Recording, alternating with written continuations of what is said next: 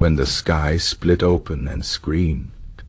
The village of Hollowbrook had always been a quiet place. Nestled between rolling green hills and a thick forest, it was the kind of town where nothing unusual ever happened. The people lived simple lives.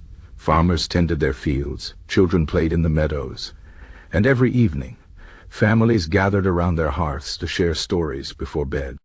But one night, everything changed.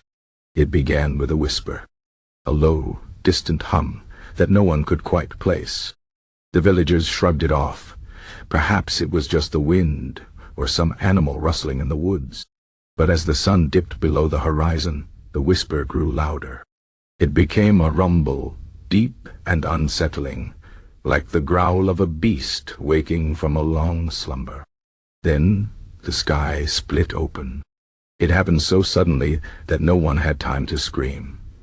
A jagged line of blinding light tore across the heavens, as if an invisible hand had clawed through the fabric of the night. The villagers froze, their faces pale in the eerie glow. And then, the scream, a sound unlike anything they had ever heard. It was not human. It was not animal. It was something else, entirely. A wailing, shrieking noise that seemed to come from the sky itself, as if the world above was in terrible pain. The children clutched their parents. The animals bolted in terror. Even the bravest of men stumbled back, their hearts pounding. The scream lasted only a few seconds, but it felt like an eternity. Then, as quickly as it had come, it stopped. The split in the sky sealed itself, leaving behind only a faint shimmer in the air, like heat rising from the desert sand. Silence fell over Hollowbrook. No one moved. No one spoke.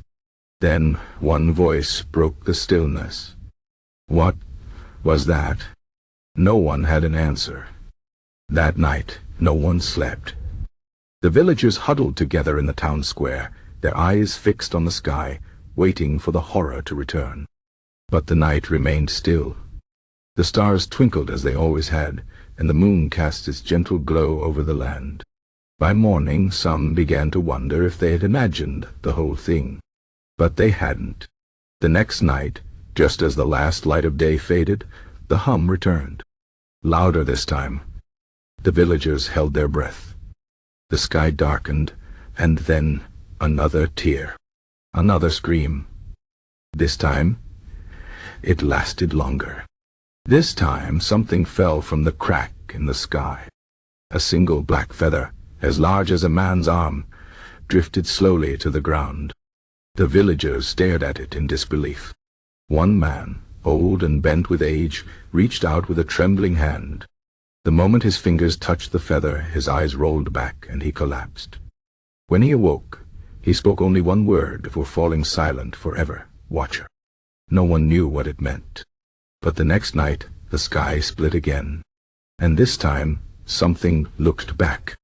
A great golden eye peered through the crack, scanning the village below. The scream came once more, but now it was different. Less a cry of pain, more a call. A warning. The eye blinked, and then the crack closed. The villagers knew then that they were not alone. That something beyond their world had noticed them. And whatever it was trying to tell them something. But what? And why? The nights that followed were filled with fear and whispers.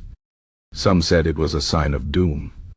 Others believed it was a forgotten god, returning to claim its land. The bravest among them decided to seek answers.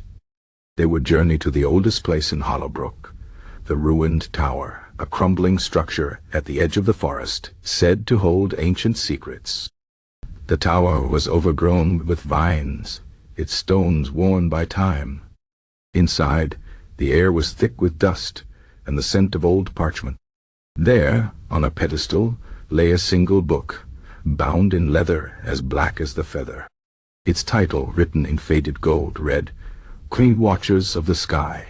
As the villagers turned the pages, they found drawings of creatures with vast wings and golden eyes, beings that existed between worlds, watching over the balance of the heavens. The book spoke of a time when the sky would scream, a warning that the barrier between worlds was weakening, that something was trying to break through. And then, the final page. A single sentence, written in bold red letters. When the sky screams a fourth time, the door will open, and the watchers will fall.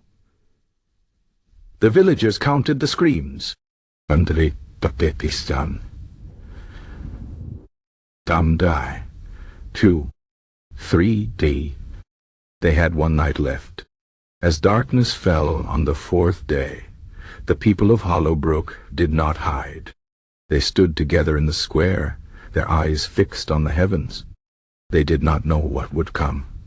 They did not know if they could stop it, but they would face it together. The hum returned. The sky trembled. And then it split. The scream was deafening. The golden eye appeared once more, but this time there was sorrow in its gaze. The crack widened. The villagers braced themselves. And then silence. The crack closed. The sky healed. The watcher's eye vanished. The villagers stood in shocked silence. Had they been wrong? Had the danger passed? Then one child pointed upward. Look! High above, where the crack had been, a single star burned brighter than the rest, and as the villagers watched, it began to fall. But that is another story. The end, for now.